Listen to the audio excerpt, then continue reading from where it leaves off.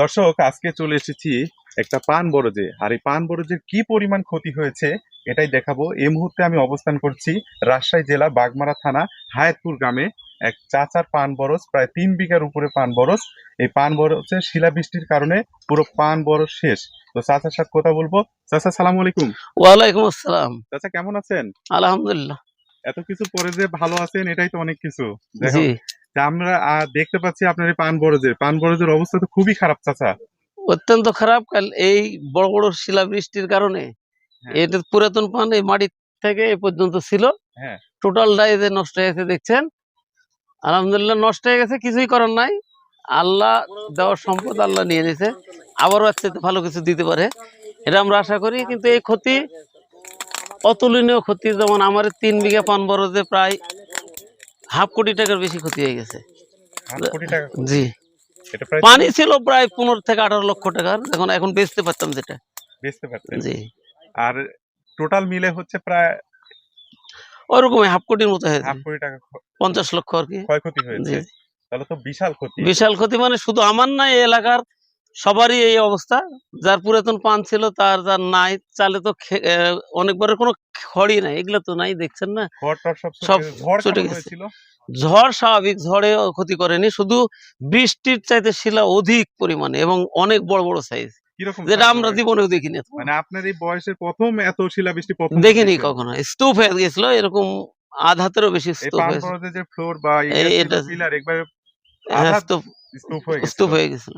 এত শিলাবৃষ্টি এত পরিমাণ এর আগে কখন এরকম কখনো হয়েছে? আমি দেখিনি। আমার মানে বাবা তো বেছে নাই, মাও দেখেনি এগুলো, যে এটা দেখেনি। হওয়ার কারণ কি চাচা? এটা কি এটা আল্লাহ ভালো জানে, আল্লাহ ভালো জানে। আল্লাহ যা করে ভালোর জন্যই করে। ইনশাল্লাহ। দেখেন দর্শক, কি অবস্থা! একটা পুরো পান বরজ শিলাবৃষ্টিতে অবস্থা খারাপ হয়ে গেছে। চাচা, মনের দিক থেকে কি আপনি ঠিক আছেন?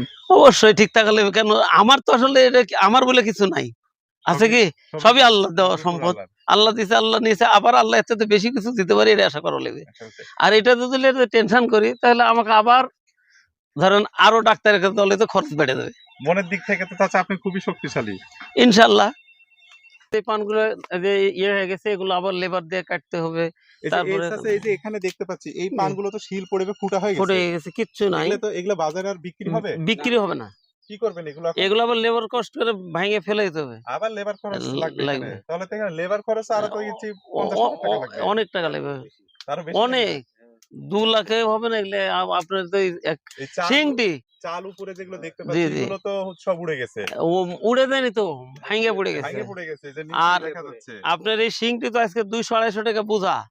এই 8 লাসি এতগুলো আছে, 200-250 টাকা বোঝা, তাও নাই, আপনাদের পাওয়া যে যাচ্ছে না। পান বরজটা দেখতে পাচ্ছি 3 জি। বিঘা জমির, এই পান বরজে আবার নতুন ভাবে সব ঠিকঠাক করতে কত লক্ষ টাকা খরচ হবে? আমার যদি নতুন ভাবে ঠিক করতে যাই, লেবার সহ, তাও 3 লাখ টাকা লাগবে। বেশি লাগবে, 3 লাখে হবে না। 3 লাখে হবে কিনা আমার এটা আইডিয়া করে আইডিয়া, এরকম হবে আর কি। 6 থেকে হুম। 6.5 লক্ষ টাকা খরচ। 6.5 লক্ষ টাকা লাগবে। হতে পারে এরকমই। আচ্ছা চাচা, এই যে পানগুলো দেখতে পাচ্ছি, এই যে পড়গুলো দেখতে পাচ্ছি, এই পড়গুলো কি টিকে থাকবে না মারা যাওয়ার সম্ভাবনা আছে? আসলেই পর্দা টিকবে কিনা এখন আমাদের আশঙ্কা, যে শিল পড়ে দেখছেন না সব ইয়ে হয়ে গেছে, এলে থেদরা বেদরা হয়ে গেছে, এলে থাকার কথা না। আশা করছি যে এখান থেকে হয়তো ফুটে যেগুলো হবে, হ্যাঁ। এটাই এখানে মানে আবার। এরকম মানে কখনো তো এর সম্মুখীন হননি না আপনি। না, আমরা এরকম কোন দুর্যোগের এখন বলা যাচ্ছে সম্মুখীন না যে হয়নি। এটা টিকবে কিনা। না, আমরা হয়েছে অনেক সময় বন্যাতে ডুবে গেছে, হ্যাঁ। কিন্তু শিলাবৃষ্টি এরকম হয়নি, কখনো না। আপনাদের পার্শ্ববর্তী এলাকা কি এরকম হয়েছে না শুধু আপনাদের এলাকা? আমারে সবচাইতে ক্ষতিগ্রস্ত এলাকা হয়তো হায়াতপুর, মোহনগঞ্জ, হ্যাঁ। এই দুইটা। সুকান দিঘির অল্প কিছু অংশ হতে পারে, হালকা কিছু তাছাড়া হয়ে হালকা গেছে। ওই বাসুবাইলের এক সাইড অল্প, ওদিকে তো সবচাইতে নাই। বেশি আপনাদের এখানে হায়াতপুরে হয়েছে। আর আর মোহনগঞ্জ, মোহনগঞ্জ। মোহনগঞ্জ এই দুইটা গ্রাম সবচেয়ে বেশি হয়েছে।